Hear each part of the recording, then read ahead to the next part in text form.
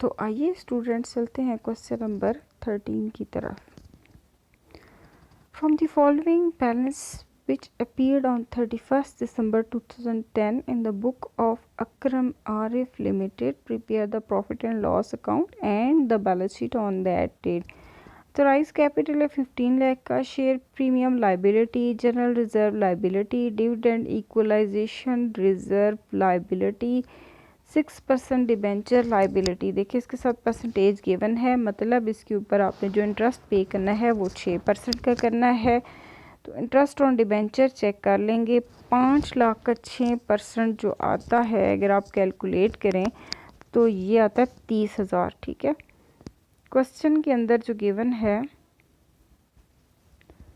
वो interest on debenture 15,000 का है। तो देखिए यहीं से पता चल रहा है 15,000 आपने पे कर दिया है, लेकिन जो टोटल पे करना था इंटरेस्ट ऑन डिबेंचर वो था 30,000 का, 5 लाख का 6%। ठीक है, 30,000 आपने पे करना था। हुआ कुछ यूँ है कि आपने 15,000 पे कर दिया है। जो 15,000 पे कर दिया उसको अपना एक्सपेंस शो करेंगे, plus outstanding interest on debenture लिखेंगे जो कि बनेगा 15 और 15,000 30,000 रुपये का। ठीक है, इसमें से 15,000 आप पे कर चुके हैं, वो एक्सपेंस अकर हो गया, और जो 15,000 स्टिल पेएबल है वो हमारी सेकेंडली लाइबिलिटी शो हो जाएगी बैलेंस शीट में जाके। डायरेक्टर फ़ी एक्सपेंस है। इंश्योरेंस देखें, क्वेश्चन हमारा एंड हो रहा है 31 दिसंबर 2010 को। तो इंश्योरेंस की अमाउंट जो गिवन है वो 31/3/2011 तक है, मतलब इसके अंदर हमारी प्रीपेड इंश्योरेंस भी शामिल है। स्टॉक ओपनिंग मोटर ट्रक था 1,49,500 का, लेकिन अब उसकी मालियत क्या है 84,500। ठीक है, तो दरमियान वाले पैसे कहाँ गए, वो ऑलरेडी डेप्रिसिएट हो चुके हैं। फर्नीचर भी 1 लाख का था, अब किताब में उसकी मालियत 80,000 शो हो रही है, तो मतलब 20,000 उसकी अमाउंट डेप्रिसिएट होगी। लैंड बिल्डिंग 9 लाख की थी, लेकिन डेप्रिसिएट होने के बाद अब उसकी मालियत है 5 लाख रुपए की।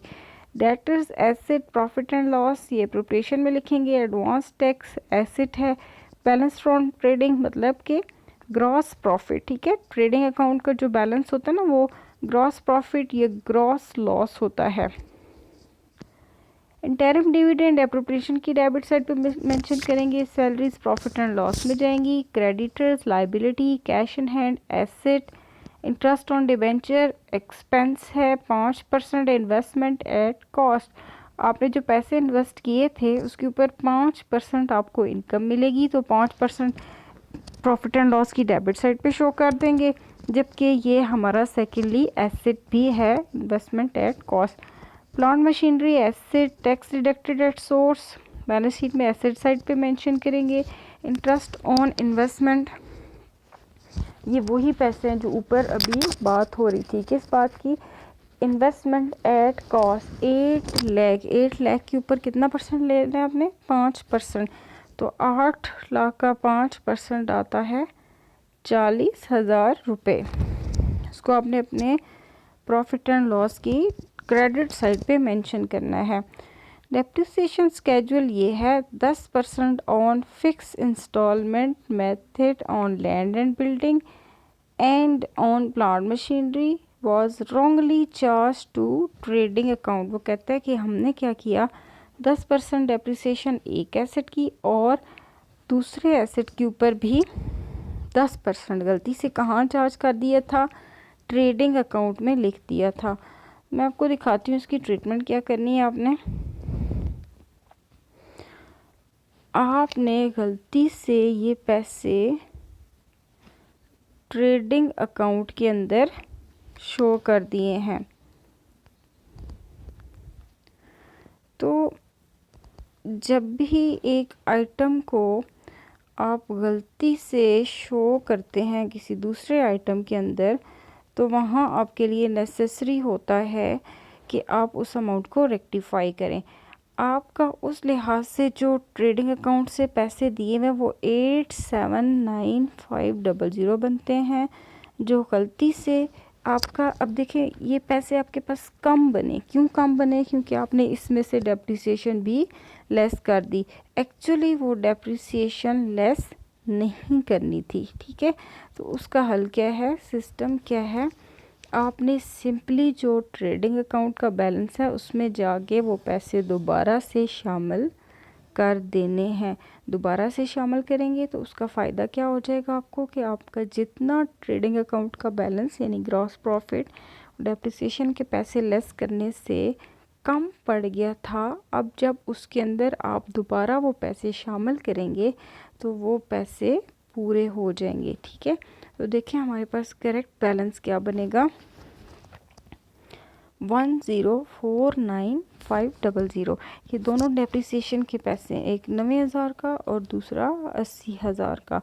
तो ये मिला के हमारे पास जो असल बैलेंस है, कौन सा बैलेंस, ट्रेडिंग अकाउंट का, यानी ग्रॉस प्रॉफिट का जो असल बैलेंस है वो बन जाएगा 1049500।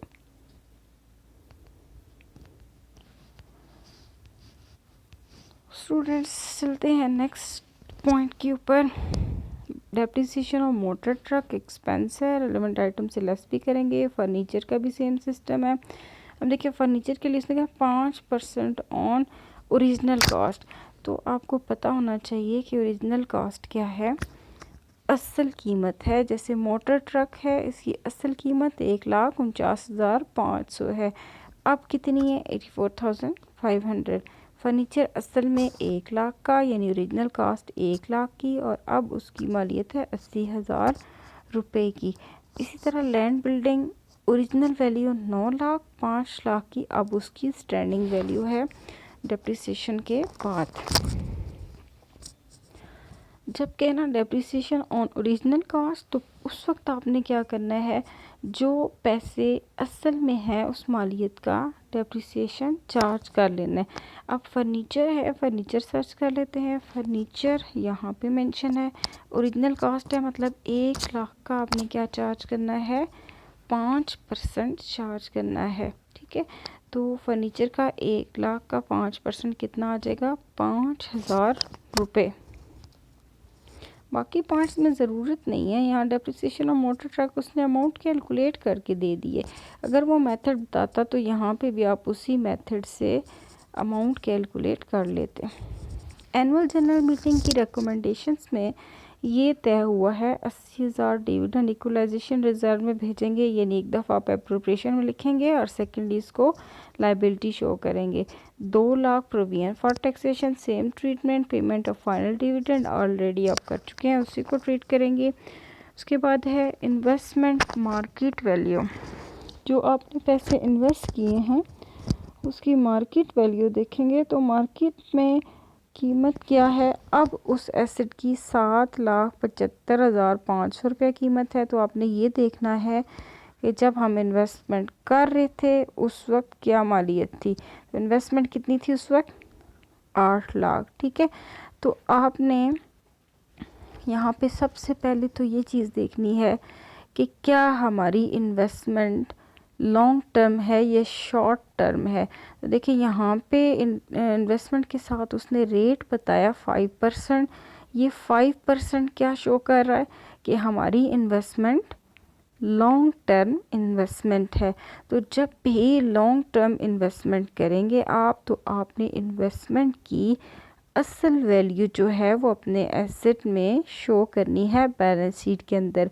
तो उस 7,75,000 को आप इग्नोर कर देंगे और अपनी किताब के अंदर एसेट साइड पे इन्वेस्टमेंट की कीमत कितनी शो करेंगे, 8,00,000 रुपये।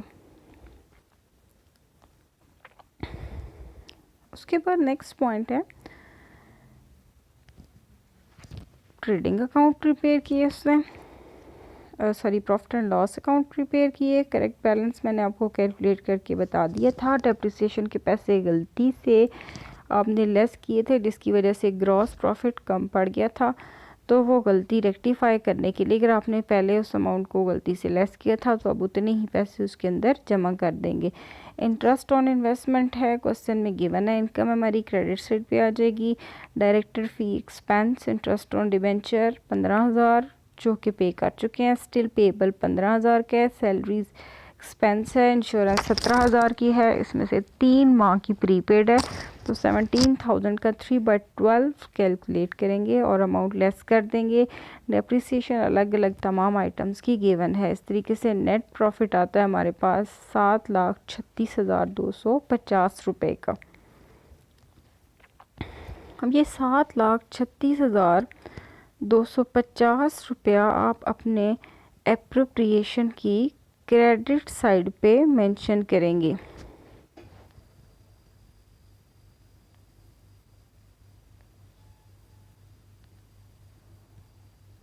उसके बाद आ जाएगा जो बैलेंस आपका पिछले साल का है, वो बैलेंस मेंशन कर देंगे कि हमारा इतना बैलेंस लास्ट ईयर का मौजूद है। एप्रोप्रिएशन की क्रेडिट साइड पे मेंशन करेंगे। उसके अलावा डिविडेंड इक्वलाइजेशन रिज़र्व, जितना डिविडेंड पे कर रहे हैं आप वो अमाउंट, जितनी आपके पास प्रॉफिट के पैसे हैं वो पैसे, फिर प्रोविजन है टैक्स की वो अमाउंट मेंशन करेंगे। उसके बाद आपने अपनी टोटल क्रेडिट में से अपनी डेबिट साइड को लेस करके उसे बताना है कि 4,41,250 रुपये का बैलेंस आपका profit and loss appropriation account से बैलेंस शीट के अंदर ट्रांसफ़र कर दिया गया है। फिक्स एसेट है motor truck less accumulated depreciation. अब ये बात यह है कि एक्यूमुलेटेड डेप्रिसिएशन कहाँ से आई, तो आपने ये देखना है मोटर ट्रक कितने का है, 1,49,500, इसमें से लेस क्या करेंगे 84,500। तो जो दोनों का डिफरेंस है वो प्लस ये 10% on building and plant machinery. ठीक है, तो ये जो 10% अमाउंट है ये भी उसके अंदर ऐड करेंगे तो आपके पास एक्यूमुलेटेड डेप्रिसिएशन आ जाएगी, जो कि आप अपनी टोटल एसेट की मालियत में से लेस करेंगे तो रिमेनिंग अमाउंट आपकी एसेट साइड पे शो हो जाएगी। इसी तरीके से बाकी तमाम आइटम की भी आपने एक्यूमुलेटेड डेप्रिसिएशन निकाल लेनी है। एक्यूमुलेटेड क्या है, इकट्ठा किया हुआ, मिलाया हुआ। ठीक है, पिछली डेप्रिसिएशन भी प्लस इस साल की डेप्रिसिएशन भी ऐड कर देंगे। ठीक है, for example land and building कितने पैसे हैं, 9 लाख। ठीक है, मैं आपको दिखाती हूँ, क्वेश्चन की तरफ चलें।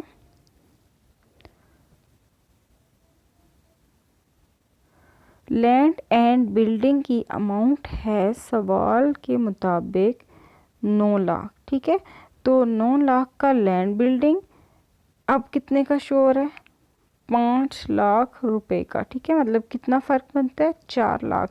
तो वो 4 लाख जो है वो इकट्ठी की हुई डेप्रिसिएशन है जो आप अपने बैलेंस शीट में एसेट साइड पे जाके लेस कर देंगे। तो अब एसेट की मालियत कितनी आएगी, 5 लाख रुपया। ठीक है, तो ये इसको कहते हैं accumulated depreciation. Plant machinery less accumulated depreciation, furniture less accumulated depreciation, investment asset, debtor, advance tax, tax deducted, unexpired insurance. ये अनएक्सपायर्ड इंश्योरेंस कहाँ से आएगी, ये हमारे एसेट्स हैं, ये प्रीपेड इंश्योरेंस है। ठीक है, जो अभी अभी आपने यहाँ कैलकुलेट की थी ना प्रॉफिट एंड लॉस अकाउंट में, ये हमारी प्रीपेड इंश्योरेंस है। इसको पुट करेंगे। एसेट है हमारा closing stock asset, cash in hand and cash at bank asset. Liabilities section आ जाएंगे। लाइबिलिटी सेक्शन में सबसे पहले अथोराइज कैपिटल है, issued subscribe paid up capital, reserve मौजूद है क्वेश्चन के अंदर। डिविडेंड इक्वलाइजेशन रिजर्व 1,10,000 का ट्रायल में गिवन था। ऐड ट्रांसफ़र के पैसे बैलेंस शीट में ट्रांसफ़र के पैसे एडजस्टमेंट में मौजूद थे, ऐड कर देंगे दोनों को। उसके बाद balance of profit credit balance, ये अप्रोप्रिएशन से उठाया गया है। डिबेंचर लॉन्ग टर्म 6% के हैं। Current liabilities trust on debenture payable, creditor, provision for tax and propose dividend payable है। ये हमारे लाइबिलिटीज़ थी। Thank you so much students, अल्लाह हाफिज़।